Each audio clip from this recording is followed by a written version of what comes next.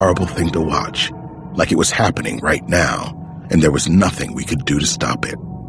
The more the blonde girl struggled, the more excited he got, until finally her body went limp, and she stopped moving altogether. Only then did he kiss her. "Oh, Christ," Sampson said under his breath. "What's the matter with the world?" The killer climbed off the bed after that. There was no lingering, no fetishizing with the body. In less than a minute, he was gone from the private suite. 20 seconds later, the video cut out altogether. "Come on, John. We're going to Alexandria. We need to find out if that was Zeus." Chapter 85. At the detention center in Alexandria, Sampson and I walked in through the visitors area. We went down a familiar path, past records, and door 15 where inmates are released, until we got to the command center. At that point, our police IDs were enough to get us buzzed through another pair of steel doors, to the booking desk.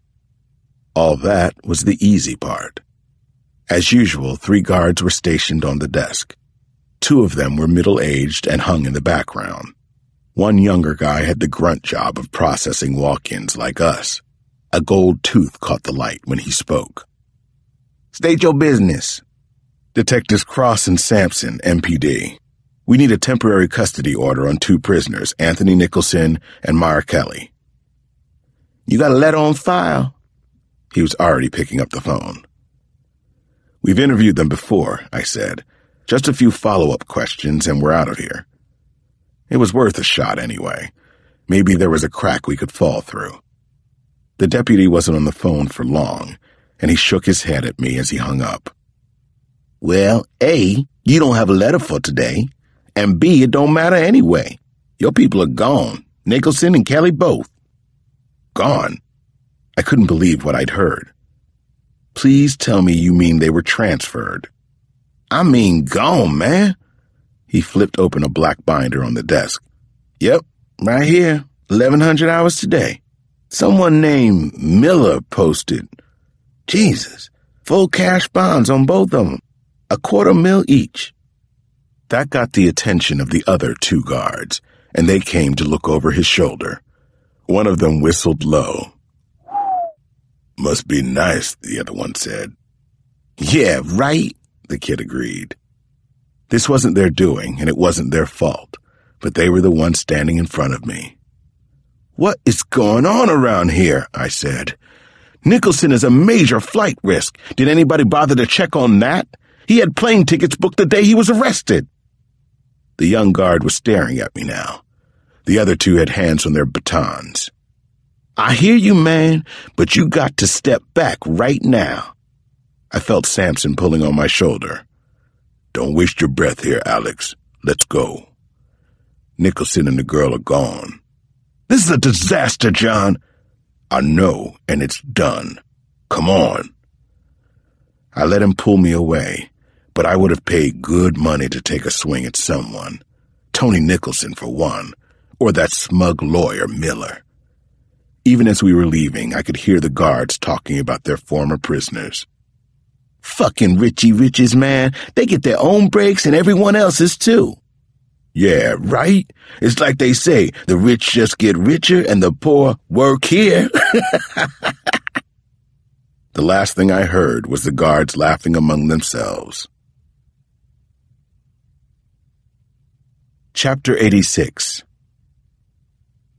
What an incredible circus! Whether or not it was Nicholson's own money that got him out, he still would have needed a federal judge to sign the Form 41 and someone else even higher in the food chain to broker the deal. The cover-up was getting broader and deeper and dirtier every day, wasn't it? I think I was more awed than shocked by the whole thing. And worse, I suspected it wasn't even close to being over. John and I went through the motions of running out to Nicholson's house and then Mara Kelly's apartment, but we found exactly what we expected. There was yellow police tape on the doors, but no indication that anyone had been there for at least a couple of days. Even if they had been, they were long gone now. I doubted that we would ever see Nicholson or Kelly again. Before we got back on the highway, I asked Sampson to pull over at an Exxon station near Mara Kelly's apartment. I bought a little Nokia prepaid phone for $39 and used it to dial the number I'd gotten the other day. Wiley Reckler answered on the first ring. "This is Jenna. Talk to me." "It's Detective Alex Cross, Jenna. We met the other day out in Friendship Heights," I said. "Are you ready to jump into this thing?" I heard a melodramatic little gasp on the other end. "Honey, I was ready the last time we chatted. What have you got for me now?" "Ever heard the name Tony Nicholson?" "I don't think so. No, definitely not. Should I have?" "He's the one with the little black book you'd love to get your hands on. Not that any of us will. Until 11 o'clock this evening, he was in federal custody. Now he's out on bail, and if I had to guess, he's on his way out of the country with the little black book." "What does this mean for me?" "It could mean a lot, Jenna, if you help me out. I want you to put a bug in Sam Pinkerton's ear at the post," I said. "Could you do that?" "I suppose I could," she paused, and then her voice dropped. "Sam covers the White House. You know that, correct?" "That's right." "Oh, Jesus, I'm wet. Excuse my French." "Okay, so what's Mr. Pinkerton going to have for me when I call, if I call?" I told Jenna the truth. "Maybe nothing right away, but you two might make a pretty good team on this one. You'll have all the right angles covered." "I think I'm falling in love with you, Detective." "That's another thing," I said. "Sam pretty much hates my guts. You'll probably get a lot further with him if you don't happen to mention my name." As I hung up, Sampson was giving me a once-over from the driver's seat. "I thought Sam Pinkerton was a friend of yours." "He is." I pocketed the new phone next to my old one. I'm just trying to keep it that way. Chapter 87. I had one more place to be that afternoon, and I asked Sampson to drop me off. One of Washington's favorite sons, and one of my favorite people too, Hilton Felton, had died a while back, way too young at the age of 60. I'd spent countless nights listening to Hilton play at Kincaid's in Foggy Bottom, where he'd been the house pianist since 1993. That's where they were having a memorial concert for him. Something like 150 people squeezed in to celebrate Hilton's life, and of course, hear some great music from his friends. It was all very beautiful and relaxed and wonderful in its own way. The music could only have been better if Hilton had been there to play it himself. When Andrew White got up and played one of Hilton's original compositions, it made me feel incredibly lucky to have known the man behind that music, but also deeply sorry to know that I'd never hear him play it again in the way that only Hilton could. I missed him terribly, and all the while I was there, I couldn't stop thinking about Nana Mama too. She was the one who first took me to hear Hilton. Chapter 88. After the emotional stop at Kincaid's, I caught a cab over to 5th Street, then went upstairs to work. As if things weren't already interesting enough, we had a couple of unwanted visitors at the house that night. It was around 11 when Bree came up to my office in the attic to tell me the news. "Alex, we've got company outside. 2 guys in a Ford Explorer parked across the street for the last hour. Cups on the dash, no coming and going. Just sitting there, watching the house. Maybe watching you up here." Bree has the best instincts I know, so I didn't doubt that we had a new problem. I holstered my Glock and slid on a windbreaker over it. Then I stopped in Damon's room on my way downstairs for his old Louisville Slugger. A good piece of ash, not aluminum. "Please don't come out," I asked Bree at the front door. "Call dispatch if there's a problem." "If there's a problem, I'm calling dispatch and I'm coming out," she said. I took off out the front door and down the stoop, The Explorer was parked just past the house on the opposite side. The driver was getting out when I took my first swing and obliterated his left taillight. "What the fuck are you doing?" he screamed at me. "Are you nuts, man?" In the streetlight, I could see he was hefty but not fat, with a shaved head and a nose that had been broken a few times. I'd been thinking government, but now that I'd seen him, he looked more like a Yellow Pages PI. "Why are you here watching my house?" I shouted at him. "Who are you?" His partner got out on the other side, but they both kept their distance. "Alex?" I heard Bree coming up behind me. "Are you all right?" "I'm fine," I shouted back. "Washington plates, DCY182. "Got it," she said. The bald-headed guy flashed his palms for me. "Seriously, just take it down a notch, man. We know you're a cop." "I'll take it down when you tell me what you're doing here where I live. We're not in for anything heavy, all right? I'm not even wearing a piece." He opened his overshirt to show me. "Somebody hired us to keep an eye on you for a little while. That's all this is." "On me?" I cocked the slugger a little higher. "Or me and my family." On you! I didn't know if he was telling me the truth or just what I wanted to hear. "Who are you working for?" I asked. "We don't know, seriously. It's a cash job. All I know is what you look like and where you've been today." That didn't do much to calm me down. I stepped over and took out another taillight. "And where have I been?"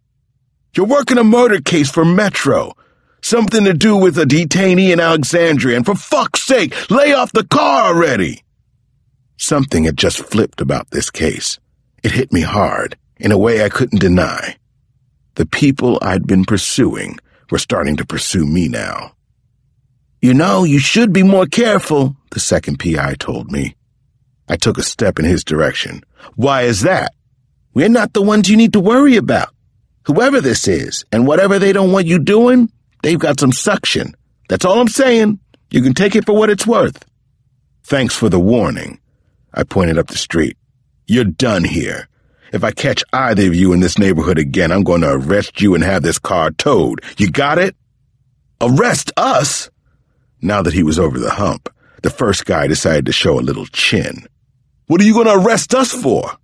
"I'm a cop, remember? I'll think of something." "What about my car, man? That's like $500 damage." "Charge it to your clients," I told him. "Believe me, they can afford it." Chapter 89. I got called into Ramon Davies' office again the next morning. He even had a desk jockey waiting outside the door to my office when I got there. "What does he want?" I asked the officer. There were no good possibilities running in my mind, only very bad ones, like more bodies. "I don't know, sir, just to meet with you. That's all I was told." I've heard that Woody Allen leaves his actors alone when they're doing well, and only directs them if there's a problem. Davies is kind of the same way. I hated these walks to his office. When I got in there, he had someone waiting with him. I recognized the face from the White House, but didn't know the name until Davies introduced us. "Alex Cross, this is Special Agent Dan Cormorant. He's from Secret Service. He'd like to talk to you." Cormorant was the one who had accompanied President Vance into the Chief of Staff's office the other day when I visited. I assumed he was there at his boss's behest. "We've met, sort of," I said, and shook his hand. "I don't suppose you have anything to do with the two PIs outside my house last night?"